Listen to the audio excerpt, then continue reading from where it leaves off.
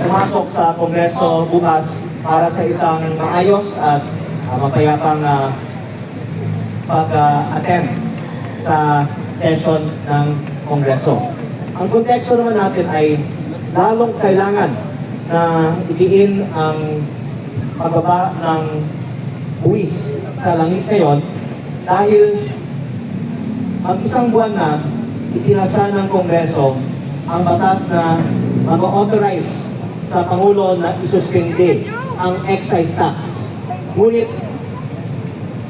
kahapon, inanunsyo na isususpende po ang excise tax lamang para sa LPG at kerosene dahil hindi pa raw kailangan isuspende para sa diesel at gasolina.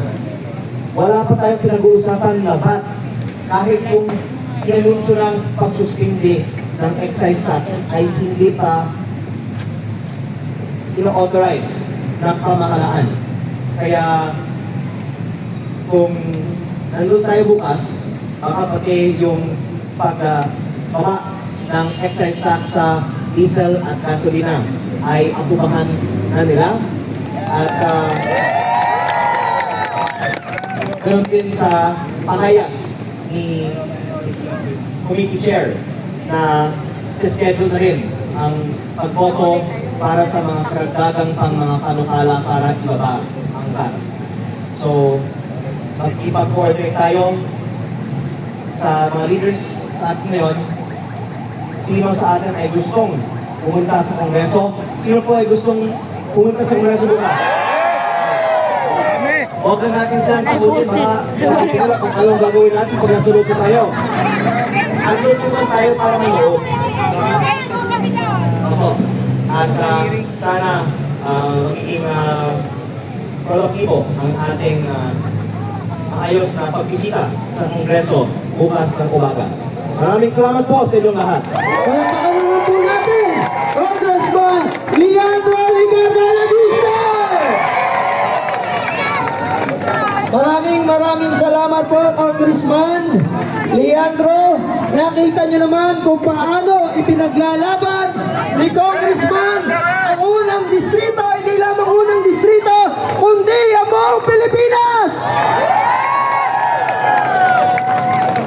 Mamaya po, makikipag-coordinate po ang mga Pangulo sa ating pong head na Pangulo para po sa ating gaganapin bukas. Ano po, magkatunayan na lang po kami Pangulo.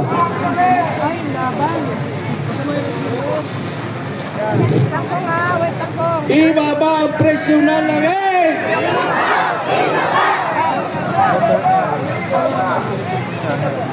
Presyo ng langis! Ibaba, presyo ng langis!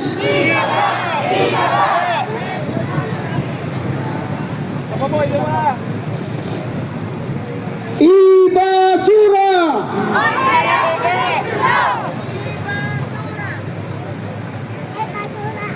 Pakitaas po ng ating mga kamay!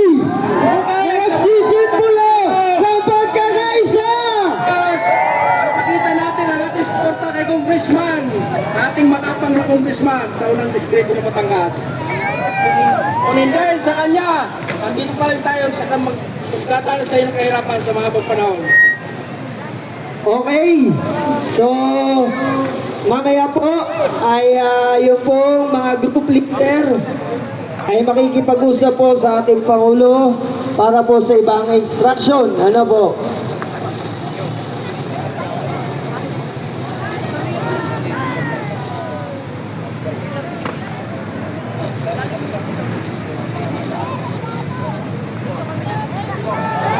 Palakpakan naman po natin si Congressman!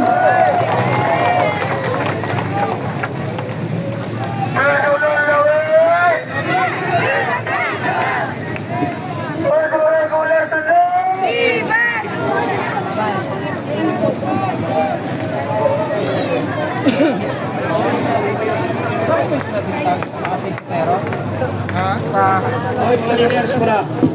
Ipon-ipon muna tayo daw sa harapan ng ating muluwagan. ay mga leaders po, impun muna sa Balwagan para po mapagpiligan natin kung anong oras po tayo pupunta bukas sa Kongreso. Salamat po. Bumalik na po kayo sa upuan para makita ang mga hanay kung gaano tayo karami.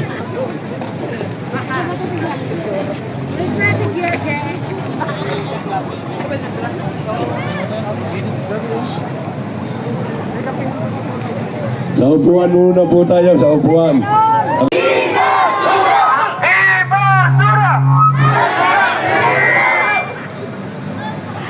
Isang mapagpalayang hapon sa lahat po ng naririto mula sa Batangas. Palakapakan natin ang ating mga sarili.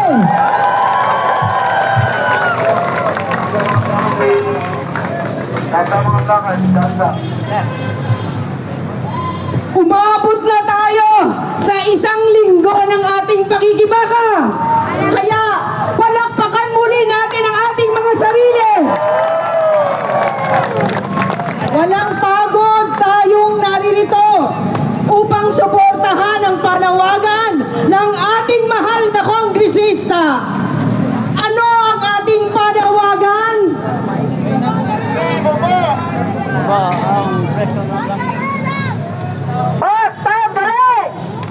Ano muli ang ating panawagan? Ba't ibaba? Okay, kailangan sabay-sabay tayo sa ating panawagan. Muli, pag sinabi natin ba't, sasagot tayo ng ibaba. Mas malakas yung maririnig tayo.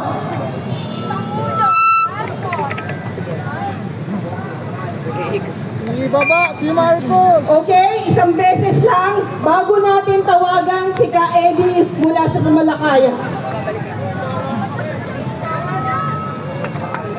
Magandang hapon po. Mga kasama na nandito ngayon.